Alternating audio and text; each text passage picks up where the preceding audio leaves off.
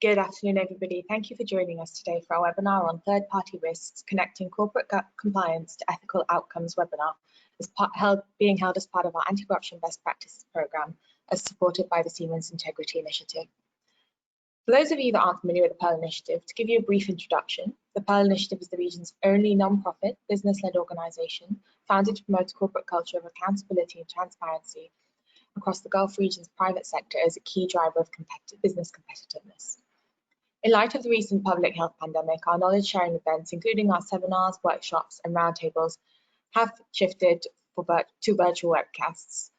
It's a temporary shift, but I think we'll also be continuing with webcasts once the new normal settles in. You can find out more about our webinars on our website, and if you can sign up to our mailing list, we send invites out for all of our webinars as they are finalised and ready to go out. So please do register for those where appropriate, and if you can't actually attend a particular webinar, they're all saved on our YouTube page for on-demand access. As for today's webinar, we'll be discussing the importance of setting up a strategic third-party policy framework while discussing the benefits it can result in for organisations trying to achieve operational success. It will also shed light on how organisations hoping to achieve risk-free business operations need to regularly review policies and procedures to keep organisations up to date with regulations, technology and industry best practices to manage third-party risks. I would like to introduce our speaker for today's session, Mr. Mohammed Dawood, Business Development Director, Governance, Risk and Compliance, Refinitiv. Brief introduction into Mr. Mohammed. Mohammed is a strategic leader and a seasoned professional with over 25 years experience in the banking and finance sector in the US, Europe, Middle East and Africa, focusing on governance, risk and compliance for over 18 years. Mohammed's extensive experience focuses on various domains of risk strategy with effective corporate governance and reputational risk. He broadened his international leadership experience across both business and technology management, including strategy consulting, business transformation, operations and products. With his expertise in fintech and regtech solutions, Mohammed connects data intelligence and helps in identifying, assessing and monitoring regulatory and third-party risks. Based on his experience, Mohammed has substantial knowledge in anti-money laundering, combating the finance of terrorism, and is effective in deploying anti-bribery and corruption programs. As with all our sessions, we do encourage you to be as interactive as possible and leverage the opportunity to gain from the insights of our expert speakers. So as you can see, Mohammed has got extensive expertise in this field. So please do feel free to use the platform to direct any questions to Mohammed, and he'll answer those for you during the duration of the webinar, or may save them to the end, depending on how he wishes to proceed. But please do take advantage, and we hope you enjoyed today's session. Thank you very much. Take care. Bye. Thanks, Mohammed. Yeah, you're welcome. Hi, good afternoon. I am very pleased to be part of this webinar with the Pearl Initiative. We are going to focus on third-party risk, and we are trying to demystify what is the third-party risk and what are we talking about. So we will be having a very quick introduction to Refinitiv because there is a lot of confusion between Refinitiv and Thomson Reuters, which is the formal name that we have of the company. We will be talking about the regulation, supervision and scrutiny level when we are talking about this type of regulation. We will be specifically focusing on anti-corruption and anti-bribery program type, okay? And then we will be talking about third parties compliance challenge when we are talking about how to handle the sanction, the law, the regulation, okay? And just a very quick overview, what are the type of third-party risk screening and how we can, what are the different solution approach in this case. I will recommend that we will focus on the subject, and I will leave the last 15 minutes, depending on the number of questions, to the response to tackle the question that you might have. And please feel free to send the question as we speak. I will tackle them at the end of the session. So just to talk about Refinitiv. My name is Mohammed Dawood. I am the Business Development Director. I already, Yasmin already introduced me, but you will see that I was working with a company on the left-hand side, which is Thomson Reuters, until end of 2018. And we have been acquired by, we have a Blackstone, which is a big equity company that has been acquiring 55% of Thomson Reuters. And in fact, the Thomson Reuters division that has been acquired are the anything linked to financial information, trading, stock market information that are very known in the market. We have the majority of the large financial institution using us in their dealing room, and the risk and compliance division. And these two divisions became Refinitiv. So it is the same process, same people, same thing, but we split the company. Thomson Reuters is mainly focusing on anything linked to the news and editorial and legal and tax. Just to clarify who we are very much involved in the compliance and specifically related to the FATF and the FATF regulation. We work with more than 300 regulators, central banks, authorities, FIUs in the world, and we have more than 60,000 customers using our database, because we are known for having the biggest database of sanction people don't do business with. Let's talk about, we are talking about anti-bribery, anti-corruption, ethical business, business conduct. Let's talk about very latest news, okay? This is July, okay? June 24, Alstom, you know Alstom, big company in France, okay? Had a bribery issue, and they are today has been sanctioned. We can talk about Novartis, which is another, pharmaceutical, another big company, in fact, in Europe, and they are under scrutiny with a fine related to pharmaceutical, business, where the FCPA, are behind them regarding widespread of bribery and corruption. We can talk about Pakistan, very close. We have a lot of, pressure on Pakistan recently by the FATF, which is the Financial Action Task Force, to comply with the international regulation, whether it's money laundering, terrorist finance, and also the anti-corruption program, okay? We can also talk about Alexion Pharmaceutical, okay, very recent, FCPA. FCPA is the Foreign Corrupt Practice Act, which is the US regulation for anti-bribery and anti-corruption, okay? And so, you know, what I'm trying to state is, in the news, we already have a lot of people and a lot of companies already been, indicted for wrongdoing and unethical business. When we are talking about supervision and scrutiny, let's try to understand how this regulation or this policy are related to which regulation. So the first one is, if we talk about the country where we are, every country have rules and regulation related to the anti-money laundering, anti-terrorist finance, and anti-money laundering means automatically anti-corruption and anti-bribery, okay? Here we are talking about UAE federal laws, but every country has one, because every country has been obliged, and they must have a local law that reflect the international regulation. The OECD, okay, the Financial Action Task Force, which is a FATF, and everybody know the FATF, and in the region we are driven by FATF MENA FATF, and for your information, maybe you know that the FATF are doing a mutual evaluation of different country, which means that they are auditing a different country. Saudi was audited in 2018 and 19. UAE has been audited last year, and the report has been issued 2 months ago. You can go to the FATF and say mutual evaluation UAE. Qatar will be audited. It was supposed to be audited this year, but due to coronavirus has been moved. Egypt, same thing, was supposed to be this year. So there is a continuous auditing in the country, and this auditing has a very big consequence. It's not just auditing and leaving. It's same thing. The regulatory driver are the Egmont group, which is the the financial intelligence unit. The financial intelligence unit is the body that everybody in every country are reporting the suspicious transaction, whether it's a financial institution or a corporate. If they see something is fishy, they have to report it to the financial investigation unit, and the financial investigation unit of each country are forming a worldwide group association, which is called the Egmont.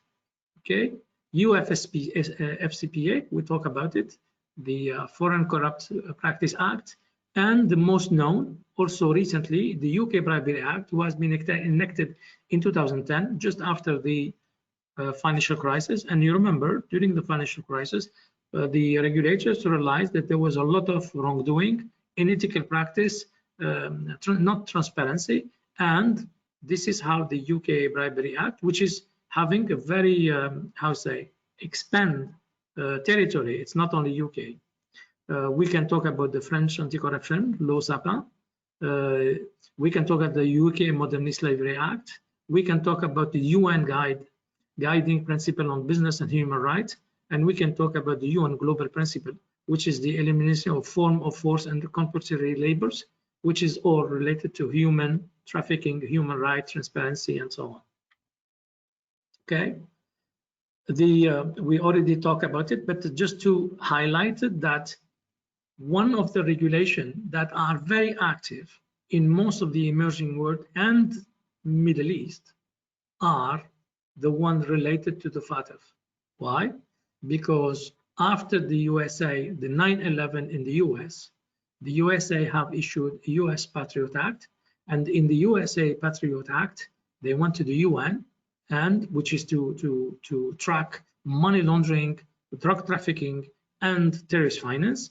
And since then, the countries, all the countries around the US agreed in 2001 to vote for a resolution called 1373, which is related to fighting the money laundering, the corrupted entities, the terrorist finance. Okay, and by doing that, they mandated the FATF, who has already 40 recommendations developed in 1989, and in 2001, his role has been expanded, and since then, he has been very active in the region, and this is why we are talking about the FATF.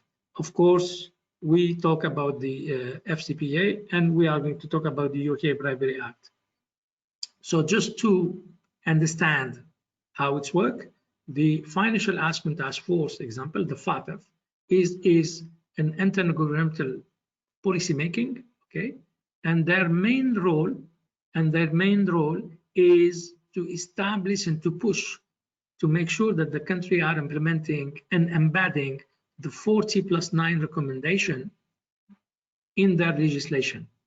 To do that, so what we're saying is the FATF work to generate the necessary political will, which is lobbying and pressing, okay, the different country to change their legislation to implement anti-bribery, anti-corruption, anti-terrorist finance, and some transparency and the best ethical business. Okay, the country are to do so are subject to audit. We call it evaluation. We call it FATF mutual evaluation, and the one I was talking about, which is just happened last year for the UAE, it's happened in 2018 and 19 for Saudi, and will happen this year or end of this year in Qatar and Egypt. And the mutual evaluation is checking if the country law has been updated and has been amended to integrate the 40+9 recommendation. If this has been implemented in a different sector, so the sector will be interviewed. So the banking sector, they will be selecting few banks, corporate sector, government sector, if this has been implemented. And last point, they will check if this implementation is not only ticking box, but it is effective. So they will be going to jurisdiction and check how many people has been indicted, how many confiscation of asset has been made, and if they feel that the country is not doing enough, they put the country in a gray list to be watched. And if the country is in gray list, the country will automatically be in blacklist in many institutions internationally. I give you an example. Most of the country that went in gray list last year has been sanctioned by European Commission to be in the blacklist of European, and the European community will not do business with them. So it is a very serious issue. Okay, if the country is felt that they are not doing anything or they are not doing, they will be put by the FATF in a blacklist, not gray, blacklist. And today, this means that you will be joining the Iran and the North Korea list. If you look to the press and the specialized website on the FATF, Pakistan is under the threat of going to blacklist because they are already in the gray list. And the FATF, after the evaluation, they give them a number of remediation action to be done in order to remove them from the blacklist, as an example. So the FATF is not small body. The FATF organization include 37 countries plus 2 international bodies, the IMF and the World Bank. So when the FATF is coming and checking, and the regulator checking a country, they are checking with the whole weight of the international bodies, okay, which is the IMF, the World Bank, the OECD, the European community, and so on. So it's a very important,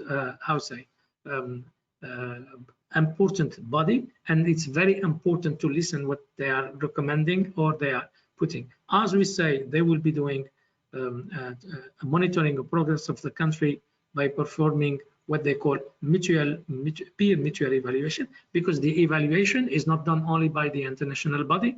Politically correct will be like somebody international will be evaluating country. No, they created the club where the neighboring countries, the central banks, the authority of central bank, the expert of, will be part of the team to evaluate each country. So in MENA or in GCC, the country are evaluating each other with the guidance of the FATF, the IMF, the World Bank expertise, and OCDEs. So therefore, you are not only between you, you are having an international body watching what's happening.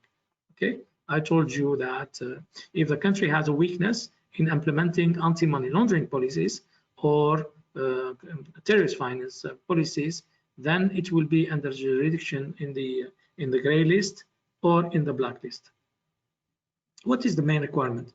The main requirement is you need to do due diligence with whom you are doing business. You need to know your customer. You need to know your supplier. You need to know your reseller. You need to know your distributor. You need to know your agent, which is any third party. And this is why we are talking about third party. So third party risk means what are the risks of reputation from an ethical point of view, from a business conduct point of view, that this third party are bringing to you, okay?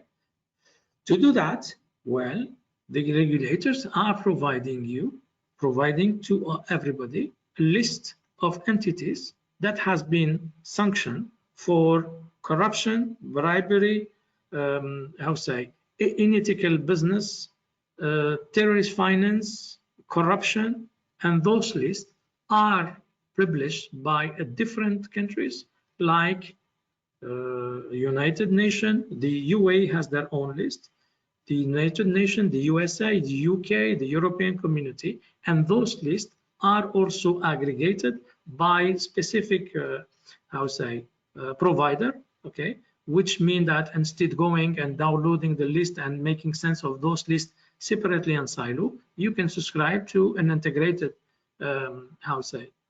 list, and you can check automatically. The third is to have to compliance with anti-bribery requirement, anti-corruption and anti-bribery corruption by implementing an anti-corruption and anti-bribery program. Okay, this to follow up the local legislation and to follow up with the international standard. Okay, whether FCPA or UK Bribery Act. Why I am saying you have to follow with the international? Because if your business is only local, then the local law is already very similar to if your business is international, then you have to be very careful, because the FCPA American law regulation, sorry, or UK bribery are extraterritorial and supranational.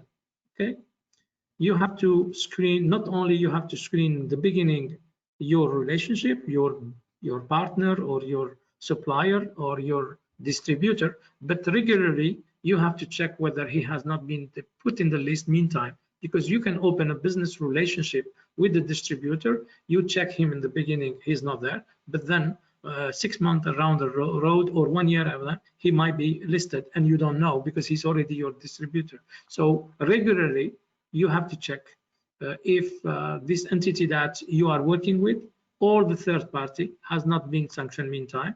And this regularly means, depending on your business, if your business relationship is going to last 3 months, yeah, then you might do, and depending on the how risk product or jurisdiction they are doing, you might be listing only once a month. If it's not high jurisdiction, your distributor or your third party is not in the high jurisdiction, and the business and the relationship is going for a year or two, you might have to do that every 6 months or every year, depending on the cycle of your business, and if it's high risk, and the regulation is very clear on that.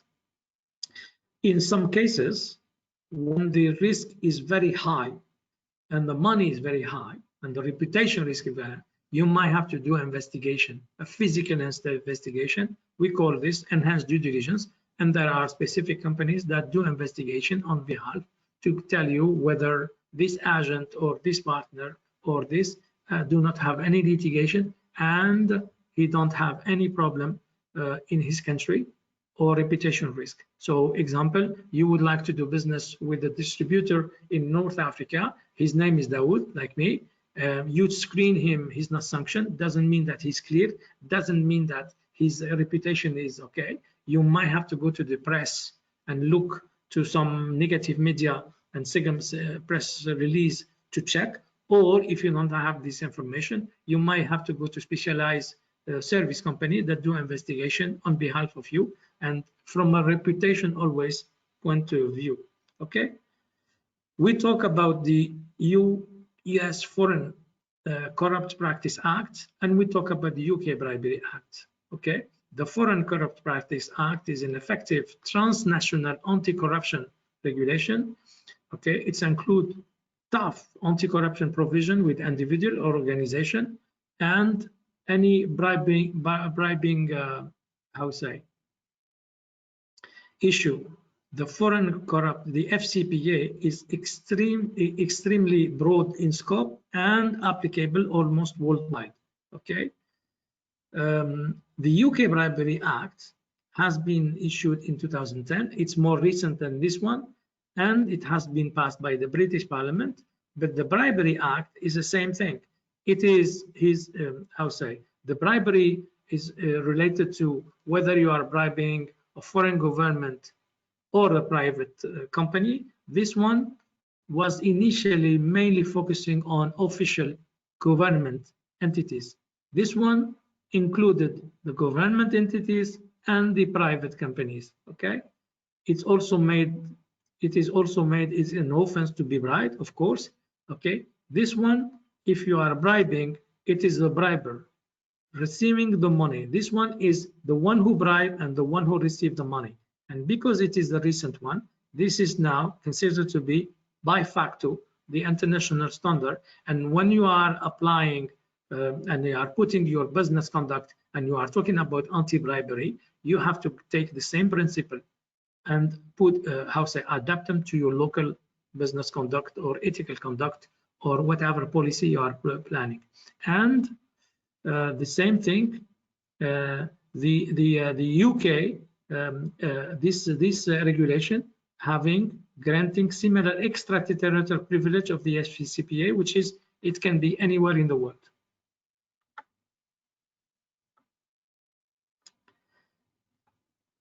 What are we talking about? Third party, a reputation risk. The question here is very simple, is do you really know your customers? Do you really know your distributor? Do you really know your supplier? Do you really know your vendor or your reseller? Any third party. So we are talking here about, sorry, one second.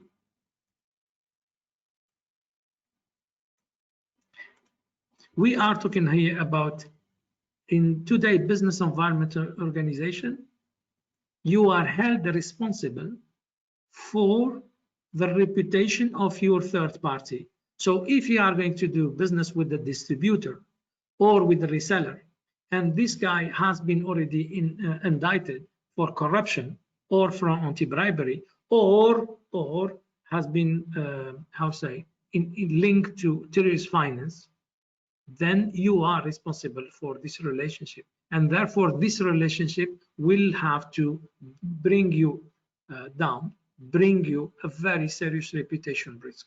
Okay, the same thing. You are, I don't know, a retailer. You are making clothes. You are selling clothes. You are distributor of clothing. And what's happened?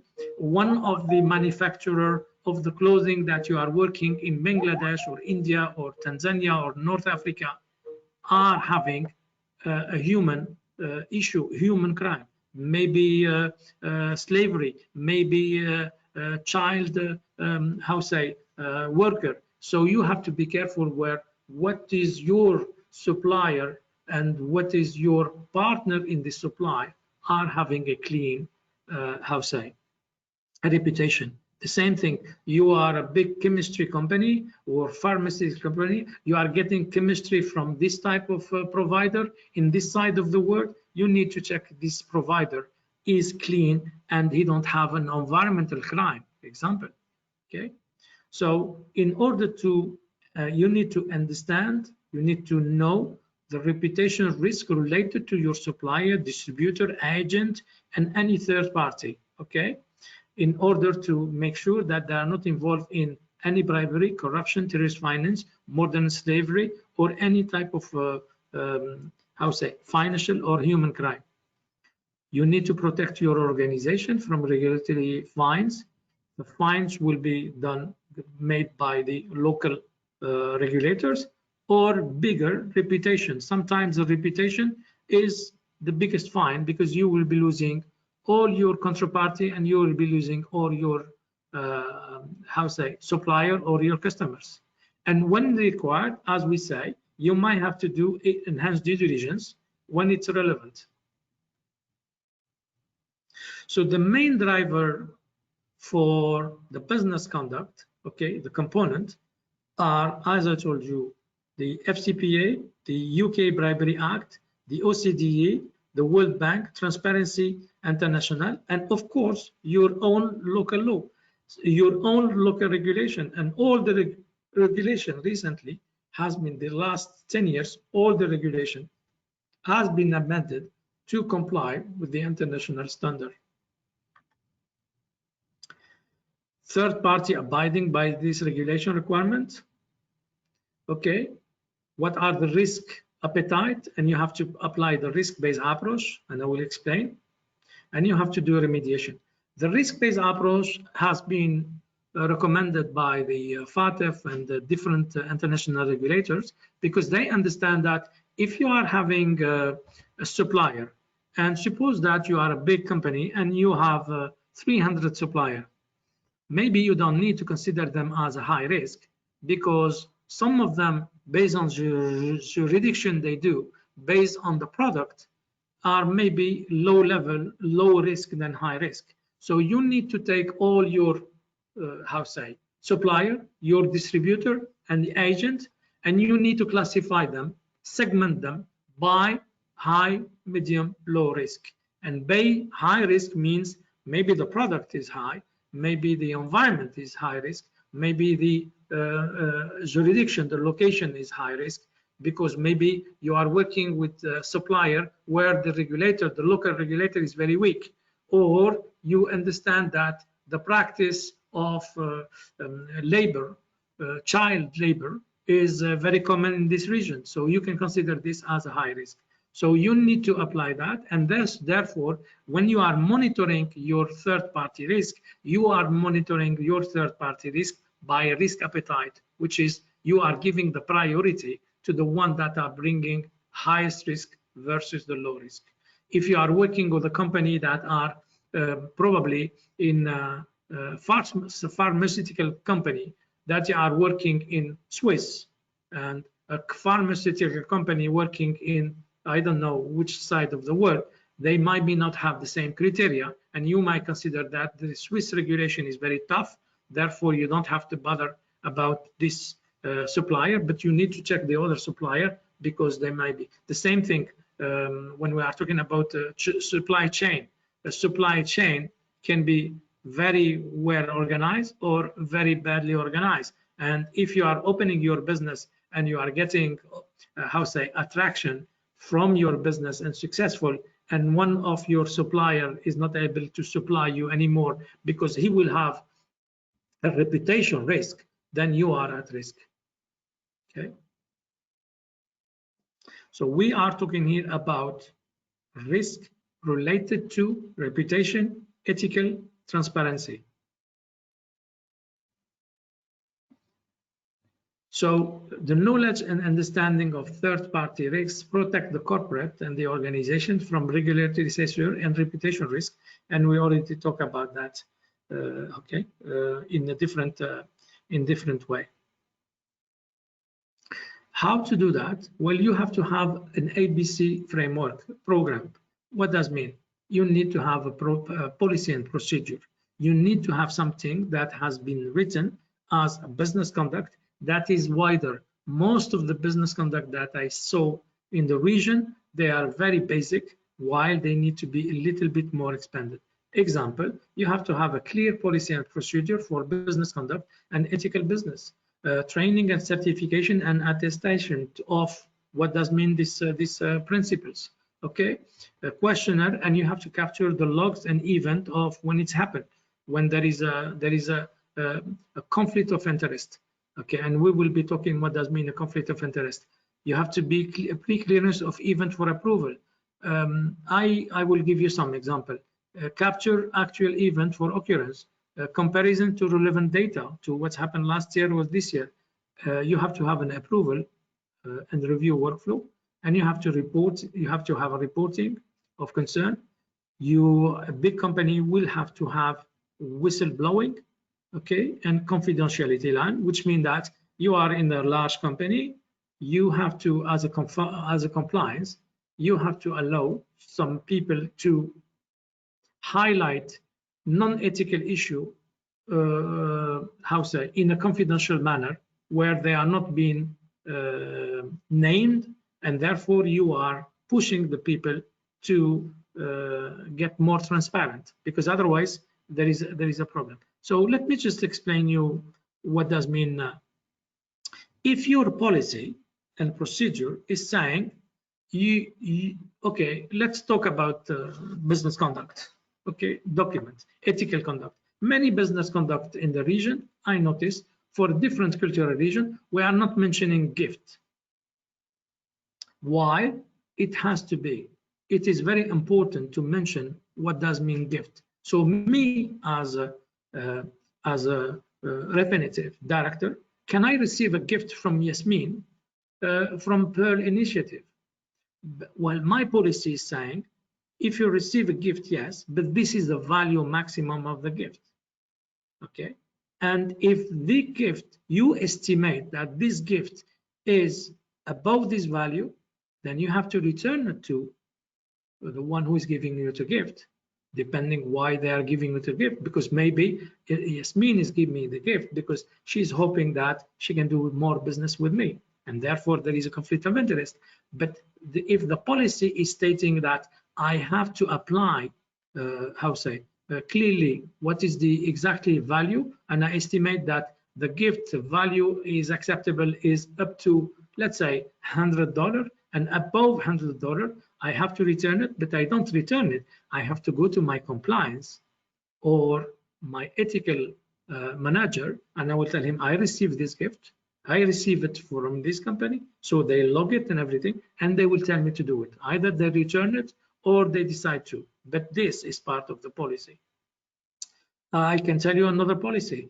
Me as Thomson Reuters, I am control as Refinitiv, sorry for that, Refinitiv. When I was used to travel before the coronavirus, and I was having lunch, business lunch.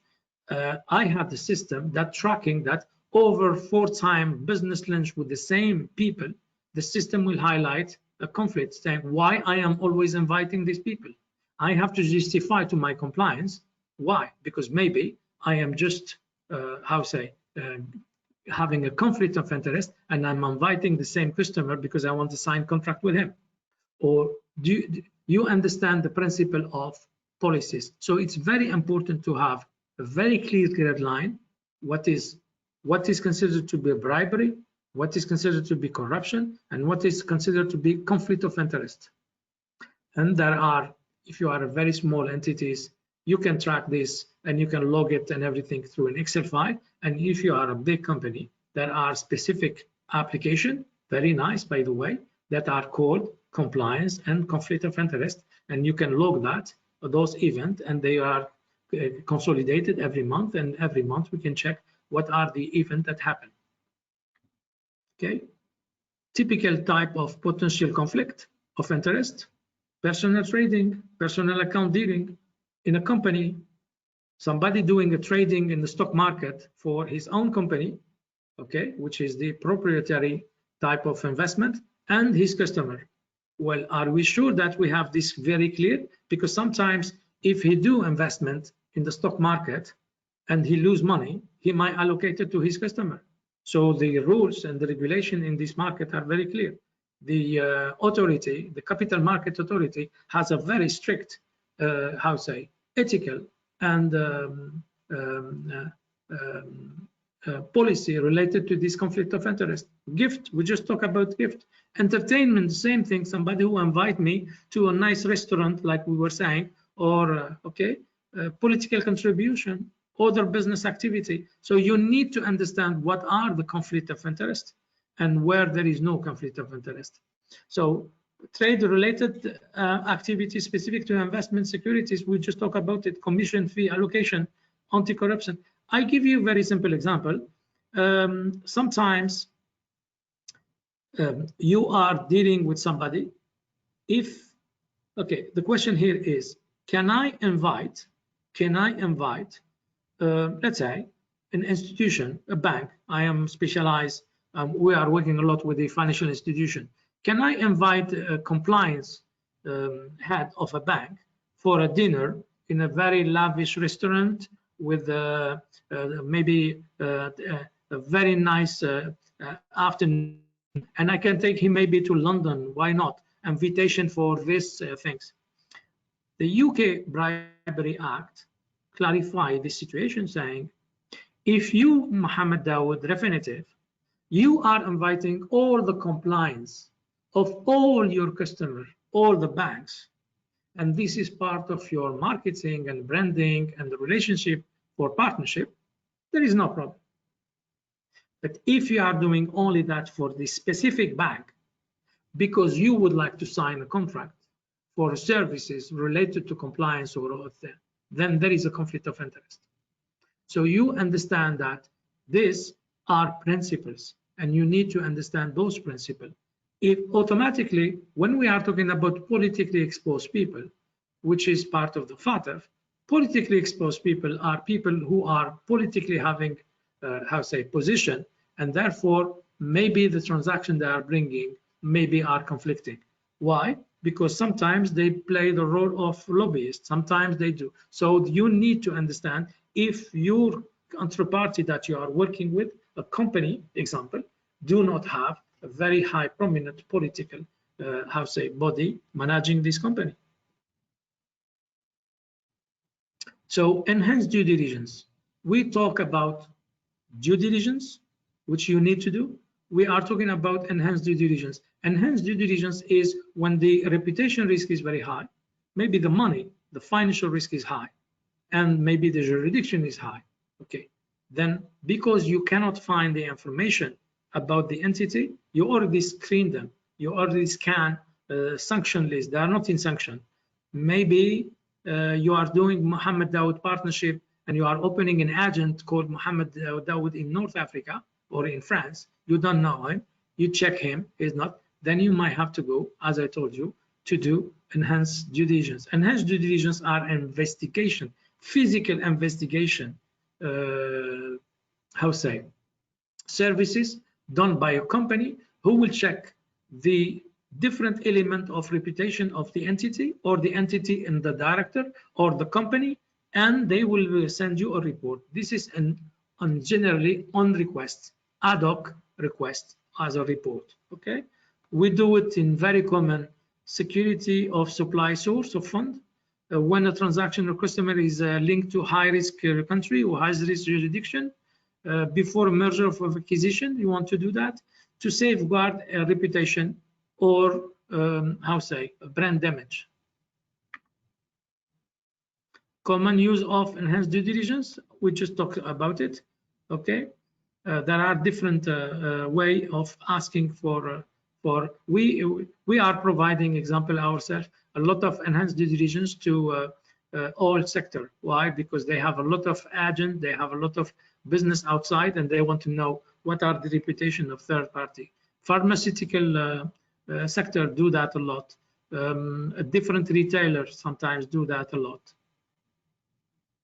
And when you train your people and you have very good, and you are updating your policy and procedure and your anti-bribery and anti-corruption and your ethical program, you need to communicate that. Why? Because you need to communicate on the ethical value of your company. So yes, if you update, if you take tomorrow, as I'm recommending you, you download the UK Bribery Act, you print your business conduct, and you check if one of the principles highlighted in the UK Bribery Act are not in your own principle. You update your principle, example for the gift, and once you update your business conduct or your ethical conduct, like depending what you call it, okay, you need to, the first thing you need to do is communicate to your employees, because they need to know this new principle.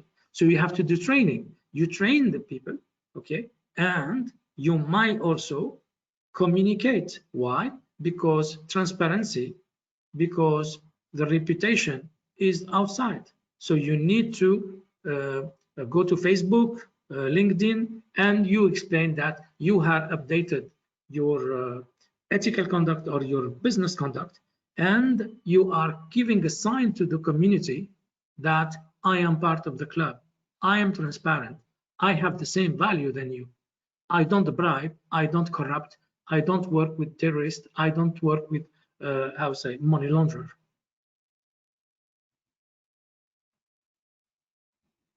So just very quickly, I told you there are a lot of lists outside with sanction entities, sanction people, sanction vessel for an insurance, third party are maritime. A lot of vessel, and specifically recently the US have sanctioned due to the Iran and the oil linked to Iran and Syria. A lot of vessel tankers has been sanctioned. So automatically, if you are in the maritime business or you are in the freight business, you have to be very careful about what are the vessels that are part of your transaction. So you might have to do that. Okay, in this case, you have to go to specific database, and you will be screening those database about the sanction. So there are one from the UN, the OFAC have one UK, and I told you you can watch the list that are part of the risk are very wide. Could be terrorism, money laundering, hijacking, narcotic trafficking, organized crime, bribery, corruption, counterfeiting, currency, environmental crime, extortion. So you need to have those lists integrated, and you need to check this list. So every time you have a third party, those technology are on the cloud. Let me go. Yes, of course, we are doing the most of those entities. We are having a link between them. There are link between this guy and this guy, or this entity and this entity. You might find you check Muhammad Dawood, and the system tell you no, he don't have any no match on any reputation risk or money laundering, but he worked with this guy or this company, and this company has, which we call the link.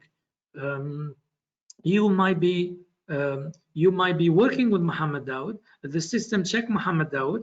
He's not corrupted. He's not money launderer. He cannot find this, but Muhammad Dawood is a very good friend and associate with this guy who has been indicted for corruption, and he has been indicted for money laundering.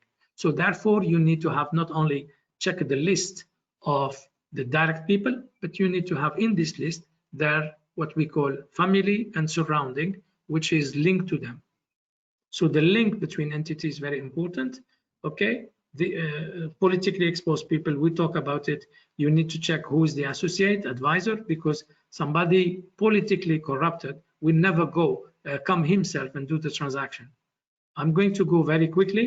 In this case, you are having specific type of sanction consolidated services, which is the sanction are consolidate, name are deduplicate, the data has been cleaned, and through technology you can compare the name that you are a third party from your ERP, ERM system, core system, anything that you are keeping. You can compare the name of your customer with the name of the sanction, and these are specific technology that do that in order to check the third party claim. And you can also have a vendor. You are the vendor, you are a distributor or a corporate. You work with 100 corporate. You put this 100 corporate in the list like Excel, you upload that as a batch, and the system automatically responds to you in one shot, screening all the entity and responding to you. And if you have 10,000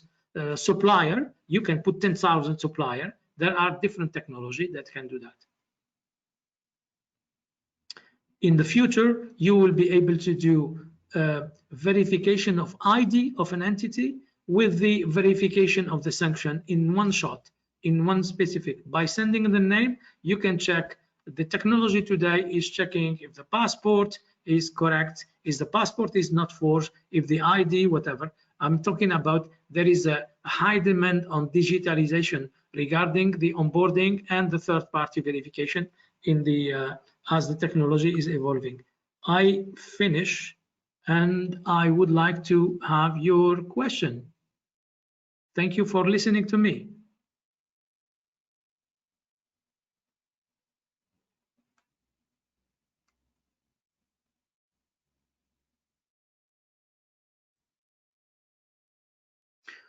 What are the measures need to be taken to mitigate the risk of being blacklisted by FATF? Very simple. You have to have a screening technology. You have to be screening all the time.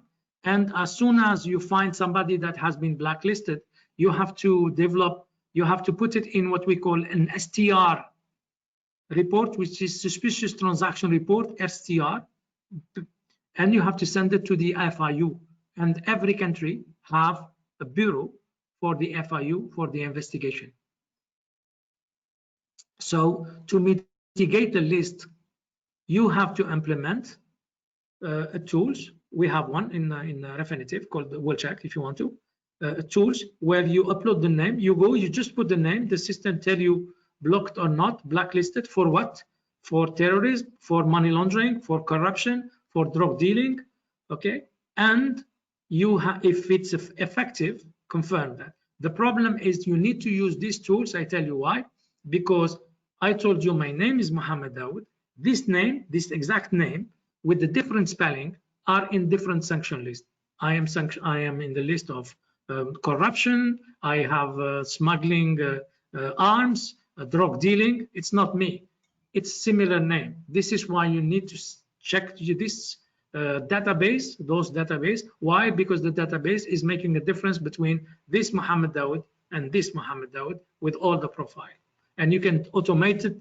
You can automate this process through your ERP system or your core system or the system that you are using, or you can take it as a separate file, as I told you, an Excel file. You put 10 names, 100 names, or 1,000 names, and you screen all your supplier or your vendor or your agent in one shot.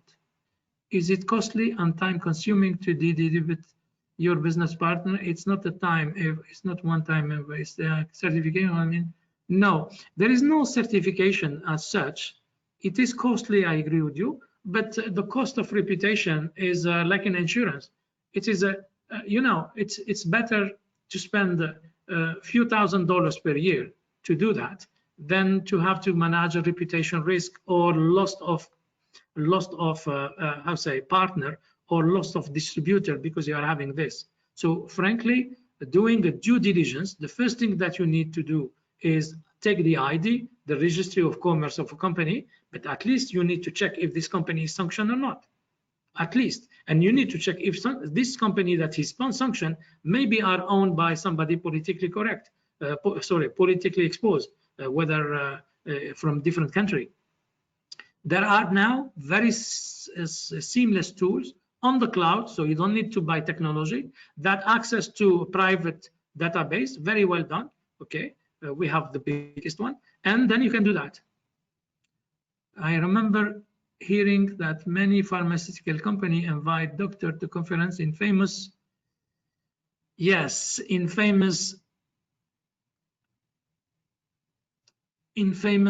tourist spot and resort along with their family, and they promote certain medicine, yes, that doctor should, this is ethical. Okay, so listen, this is the limit of ethical. Okay, so I agree, it's happened how say in many countries. My brother is doctor, so I know that. If you are inviting all the doctor in a symposium to talk about a new technology in surgery or new technology in medicine and medicine and everything, you are inviting all the doctors. You are not specifying targeting one doctor. Now, when you are targeting one doctor or a specific doctor for specific medicine, yes, there is a conflict of interest. And in this case, you have to be very careful between the communication of the product or the new product and the communication and the conflict of interest that related to pushing this doctor to prescribe this medicine. But I can tell you, you're right. This is flagged by the NGOs. This is flagged by the international body, and many countries, the doctor will be also sanctioned, by the way. Another question is, where does in this sense of protecting the health being, okay. So I can tell you that if you are, how to say, I can tell you that some country, I can talk to you about France because I am French. You will have auditing and inspection coming to a cabinet of doctor and checking how far he's prescribing the only one medicine and what are the medicine that he's prescribing, and they will be highlighting this to the association of doctor or authorities. I am just telling you, we have to be careful about communication and conflict of interest. This, if somebody is the pharmaceutical group you are talking about, this is the same thing. Let me just highlight something else. It is the same thing when you are going to a supermarket and you have somebody standing in front of a biscuit or a product, and he don't represent the supermarket, he represents a brand, and he asks you, are you looking for this biscuit? Yes, because this is again same thing. One is communication, because they are issuing and they are, how say, launching a new product, and the other one is the pressure. So the balance between the two is also the human, the people, the consumer who can do it. But I agree with you, the companies, this is exactly where we are saying the company should write a very clear policy and procedure. We are talking about pharmaceutical group, where they say what is the red line, where is considered to be conflict, and what we can do. So for those representing or those marketing people or the representative of the reseller of the medicine need to be done and should not be doing.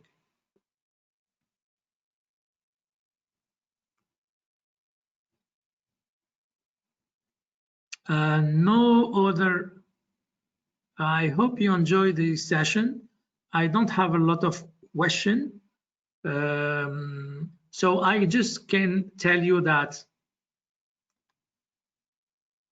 if you are in a specific business and you are not implementing and you are not at least having a minimum business conduct, the consumer will see it, the supplier will see it, the distributor will immediately see it. So it's very important for you to rely and to, how say, yes, you will be, sorry, somebody sending a question. It's very important that you need to make sure that you understand this policy and you need to implement this policy to be close to your ethical group and to your community. It's very important to lead. Let me just give you a very simple example. I was speaking in one of the events in Saudi. It was with the Pearl Initiative, I remember very well.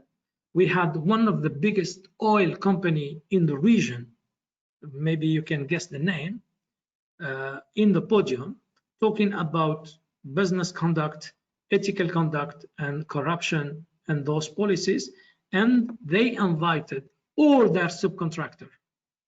There were around 120 companies in the room representing those companies. And the biggest company, and it was impressive, they say, listen guys, we did our work, we did our homework. This is our business conduct. And this is our ethical business and business conduct with the principle. We are going to send you a questionnaire to all of you. And we are going to ask you, do you have a business conduct? And do you have the business conduct that are aligned with the international standard, or at least with the country standard? If not, you cannot be any more our subcontractor. And based on the questionnaire, we will be rejecting you to work with us. So this is a very strong statement that this oil company was doing. And this is exactly what you are supposed to do with your supplier and distributor in agent. Let me check the last question, please.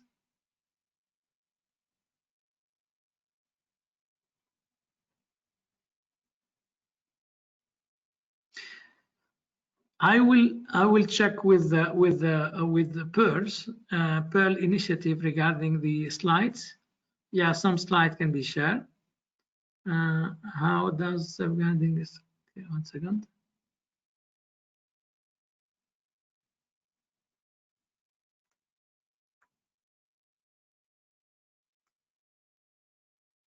Yeah, I need to check because we have our own corporate policy for the slides. I need to check with the Pearl initiative and I will come back to you. Where great set of slides can see. Okay, yes, of course we will. Where we can find the UAE FATF report? Very simple.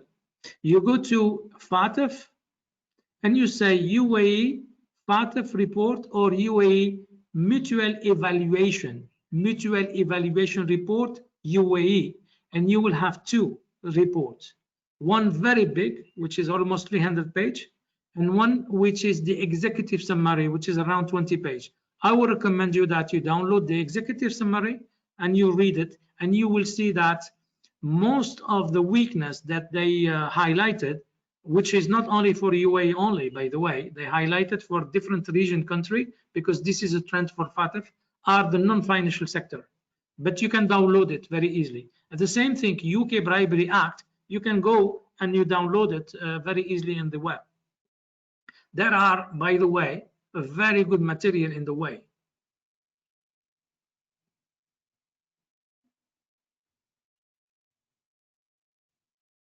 1,400 hours. Thank you very much for your time.